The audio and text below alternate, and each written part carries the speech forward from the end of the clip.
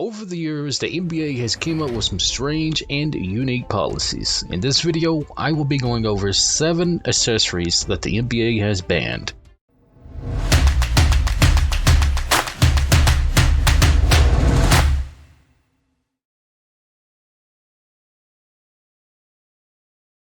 Hello there and welcome back to another video. Thank you so much for stopping by. You are awesome. If you're new here and you enjoy everything NBA related, subscribe with those bell notifications on. At one point, upside-down headbands were banned. In 2010, NBA champion and former Boston Celtic Rajon Rondo decided to sport the NBA-sanctioned sweatband. However, Rondo wanted to switch it up and wear the headband upside down to make himself different from the other players on his team. Unfortunately for Rondo, he was warned by the NBA that he had to wear the headband with the NBA logo facing its proper way or face punishments. Instead of following this warning, Rondo decided to lose the headband. It isn't quite certain why the league demanded Rondo wear his headband properly. Some suspect it was a marketing move to maintain a clear image of the NBA logo for cameras and television users. If you guys have any theories on why the NBA banned upside down headbands, leave them in the comments and I will try to reply to you. At one point there was a ban on compression gear, but however, let it be known that that ban was short-lived. Today it's hard to see players not wearing the compression gear that the NBA provides, but it wasn't always that way. At one point the NBA placed a ban on compression gear because it was a quote-unquote eyesore to the game. The league wasn't always aware of the medical beneficiaries that the compression gear brought on. As soon as this ban was placed, there was a public outcry for the ban to be lifted. This was accepted and the ban was removed very shortly after it was placed. Former NBA Commissioner David Stern infamously went on a dress code power trip. Stern created many on-court bans, most were reasonable, like wearing a team uniform if you're playing in an NBA game. Some of them, however, were slightly stranger. One of the bans included Timberland-style boots. I'm not exactly sure why this was included, but Stern was firm when stating that players weren't to be wearing these boots in-game.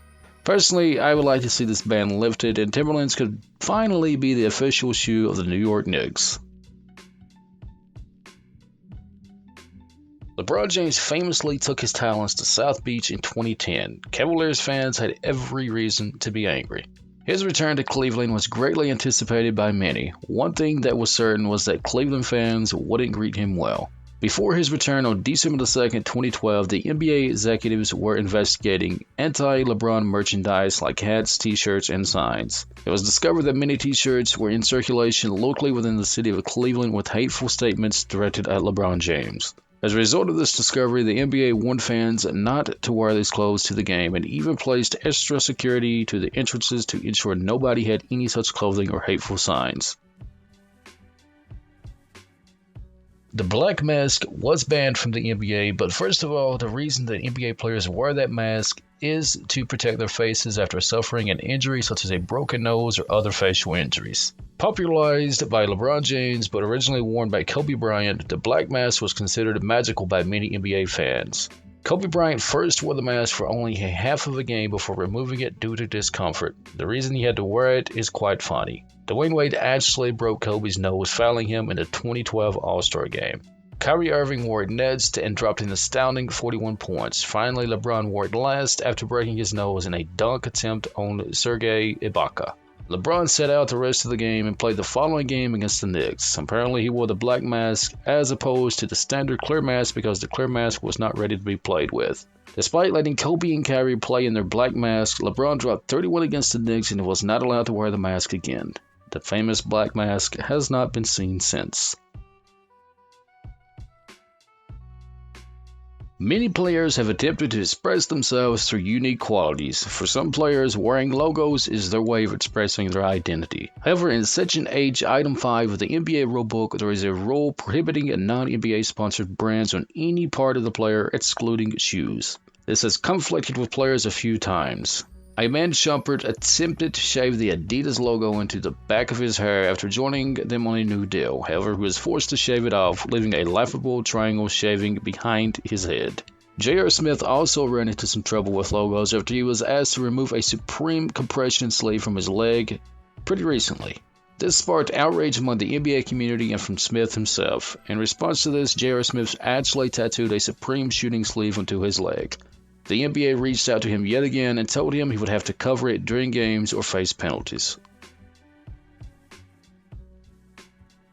Surprisingly, the NBA banned the use of headphones during warm-up as well as the actual game. Many players in the 2000s were beginning to use headphones like Beats and Apple earbuds to help them focus for their games.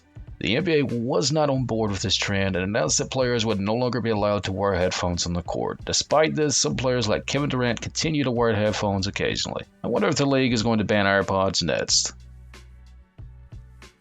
That is it for the video, guys. Thank you so much. If you made it this far, you are awesome. I really appreciate it. Slap a like on this video to show me that you enjoyed. If you're new here, remember to subscribe with those bell notifications on. That would be absolutely wonderful. And leave a comment below. Give me some ideas of videos to make, guys. I will listen and will try my best to make some good quality NBA videos for you. Thank you so much for watching. I'll see you in the next one.